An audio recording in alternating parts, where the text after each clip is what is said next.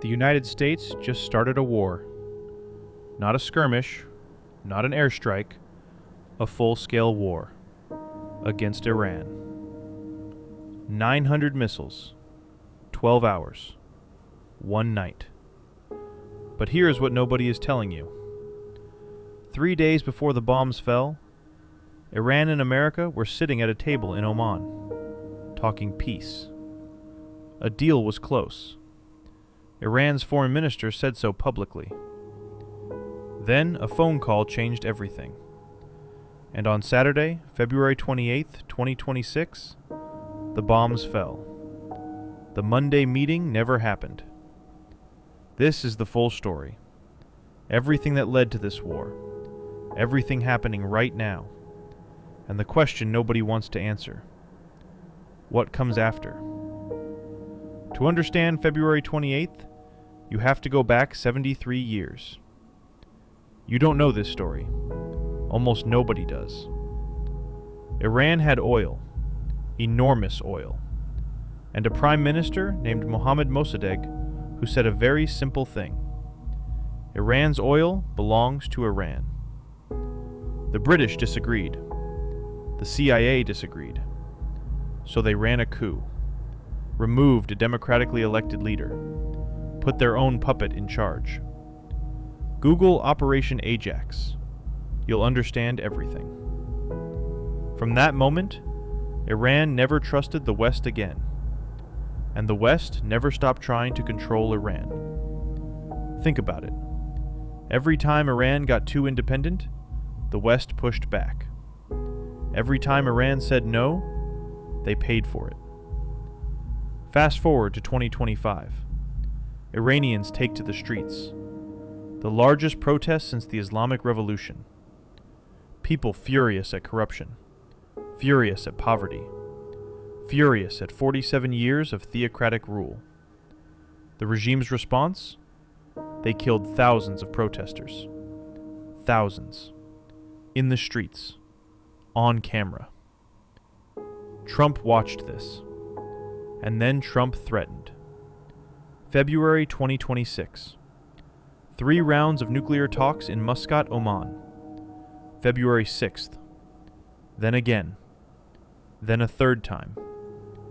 Iran's foreign minister called a deal. Within reach. He said this publicly. On record. Trump's position was simple. Zero enrichment. Not 20%. Not 30%. Zero. Iran's position was equally simple. Enrichment is our right. We will not give it up. And here is the part the news skipped. On February 25th, 3 days before the bombs, Saudi Crown Prince Mohammed bin Salman picked up the phone. He called Donald Trump.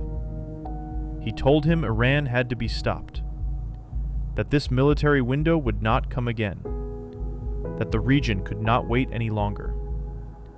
That call, on February 25th, was the last piece that fell into place. 2 days later, Trump posted an 8-minute video on Truth Social. Not a press conference, not an address to Congress. A video on social media announcing America was at war. The video ended with Trump looking into the camera, speaking not to Americans, but to the Iranian people. He said, "The hour of your freedom is at hand." 900 strikes were already in the air. Here is what happened on February 28th. Look at a map. Down in the Arabian Sea, USS Abraham Lincoln Carrier Strike Group. In the Eastern Mediterranean, USS Gerald R. Ford. 2 floating cities, both aimed at Iran. Mid-morning Tehran time, February 28th. The first wave hit before most of the city was awake. They used a tactic called time on target. Every missile, every jet, every bomb, calculated to hit at the exact same second. Tomahawk cruise missiles from destroyers, stealth B-2 bombers from Diego Garcia, F-35s from both the US and Israel. 200 Israeli jets across the Middle East simultaneously. They hit Karaj, Tehran, Qom, Tabriz, Isfahan, Shiraz, Kermanshah, all at once. But first, they had to blind Iran's radar. The US launched hundreds of tiny decoy drones. To Iranian radar operators, they looked like a massive squadron of fighter jets. Panic, confusion, and in that window, real F-35 stealth fighters slipped through, completely undetected. The first target was the Leadership House compound, right in the heart of Tehran. Intelligence from hacked traffic cameras had tracked Supreme Leader Ali Khamenei's movements. The timing of the entire operation was built around one window, before he went into hiding. He was 85 years old. He had ruled Iran for 36 years. He did not survive that morning. But the bombs did not only hit military targets. In the town of Minab, east of Bandar Abbas on the southern coast, a missile struck a girls' primary school. 170 people killed, most of them children. A preliminary U.S. investigation confirmed American responsibility. The Pentagon called it a mistake. For the families in Minab, that word means nothing. Iran's retaliation came within hours. They called it Operation Truthful Promise 4. And here is something you need to understand. Iran does not have America's technology. Iran does not have America's Air Force. But Iran has missiles. Thousands of them. 162 missiles fired at Israel. 167 at the UAE. 46 at Qatar, where 10,000 U.S. troops are based. Strikes at Saudi Arabia, Bahrain, Kuwait. The U.S. Embassy in Kuwait hit directly. Dubai Port struck. Bahrain's Crown Plaza Hotel, a missile through the lobby. 13 American soldiers killed. And then Iran did something that froze every government in the world. They closed the Strait of Hormuz. Look at the map. 21 miles wide at its narrowest point. 20% of the world's entire oil supply passes through that strait every single day. Closed. Oil prices spiked before the sun rose on March 1st. Every tanker rerouting. Every airline recalculating. That cost gets passed to you. At the pump, in your grocery bill, in everything that gets shipped anywhere. This is not a war happening far away.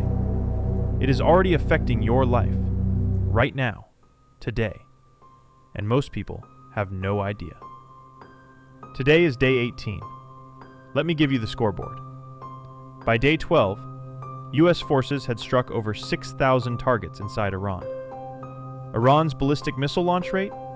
Down 90% from day 1. Iran's navy? Combat ineffective. 10 of Iran's 18 air bases destroyed. The White House said, Iran's missile capacity is functionally destroyed. Complete and total aerial dominance over Iran. And yet, Iran is still firing, still attacking, still standing. 174 separate waves of missile attacks on Israel. 174. A country with 90% of its missiles destroyed has launched 174 waves of attacks. You want to know the reason? Iran is rationing, saving its best weapons, planning for a longer war. On March 8th, a new supreme leader was elected, Mojtaba Khamenei, son of the man killed in the opening strikes. Trump called him a lightweight. Iran's foreign minister told CBS News this week he sees no reason to negotiate. So here is the question that every analyst is now asking. What is the endgame? Airstrikes can destroy missiles. They can degrade nuclear programs. They can kill leaders. They cannot build a government. They cannot win a peace. America destroyed 6,000 targets in 12 days. But as one analyst wrote this week, Iran is an imperial trap. America walked right in. Think about that. Is this 1953 all over again? A new attempt to control Iran? Or is it genuinely different this time? That is the question. And the answer? Nobody knows yet. I want to leave you with one thought. Iran's story did not start on February 28, 2026. It started in 1901, when a British company stole their oil. It continued in 1953, when the CIA removed their democracy. It deepened in 1979, when the revolution created the regime we see today. Every chapter of this war has a backstory. Every bomb has a history behind it. That is what War Files Declassified exists to find.